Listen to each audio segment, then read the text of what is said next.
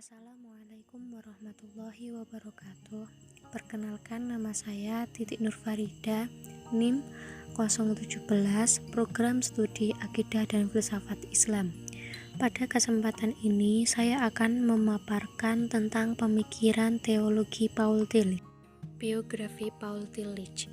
Paul Johannes Tillich lahir pada tanggal 20 Agustus tahun 1886 di Provinsi Brandenburg sebagai putra seorang pendeta Lutheran. Tillich belajar teologi di Universitas Berlin dan Breslau pada tahun 1919. Ia mengajar teologi dan filsafat di Universitas Berlin dan Frankfurt. Namun, pada tahun 1933, ia dipecat oleh kaum Nazi karena keterlibatannya dengan gerakan sosialis.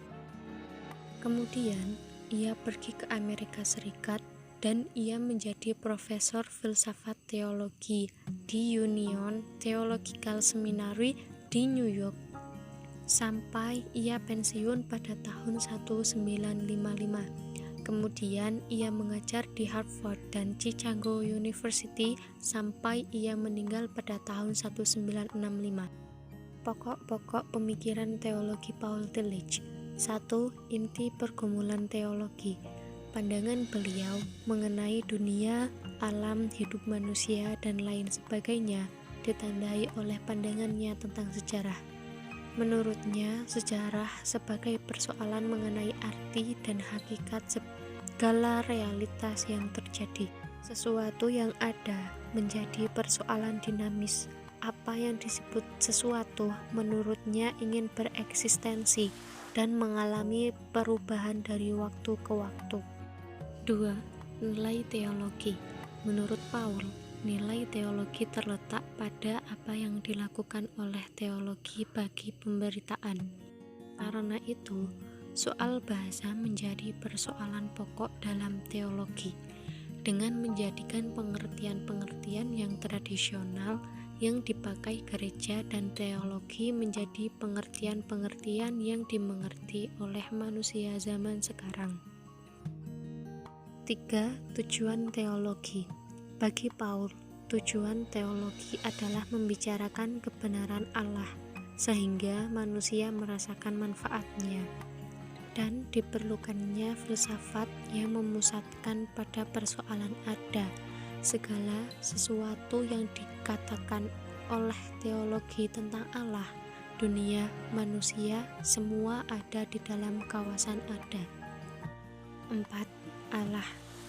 Paul mengajarkan bahwa Allah dapat ditunjukkan dalam segala yang ada, sekaligus ia jauh tanpa batas, mengatasi yang ada. Realitas Allah tidak terbatas, sedangkan realitas dunia terbatas, dan Allah sebagai dasar tempat segala ada berdiri, dan yang terkandung di dalamnya sebagai kekuatan yang tidak ada. 5. Manusia.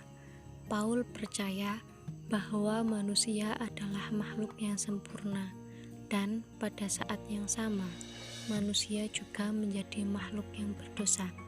Sempurna bila seseorang mempunyai kesadaran akan hubungannya dengan Allah dan dapat mengkomunikasikan kesadaran tersebut kepada sesamanya. Berdosa di mana sebelum perasaan keagamaan berkembang, kuasanya telah melumpuhkan keinginan baik manusia tersebut. 6. Gereja. Paul melakukan kritik terhadap gereja bahwa sampai saat ini gereja hanya meneruskan warisan kebenaran nenek moyangnya. Kemudian, Paul berpendapat bahwa gereja seharusnya melakukan pembaruan yang tidak mengisolasi diri dari realitas dunia. 7. Alkitab. Menurut Paul, Alkitab merupakan berita-berita dari mereka yang memiliki pengalaman religius itu. Artinya, Alkitab lebih diperlakukan sebagai riwayat pengalaman religius manusia. Sekian yang dapat saya sampaikan, kurang lebihnya mohon maaf. Wassalamualaikum warahmatullahi wabarakatuh.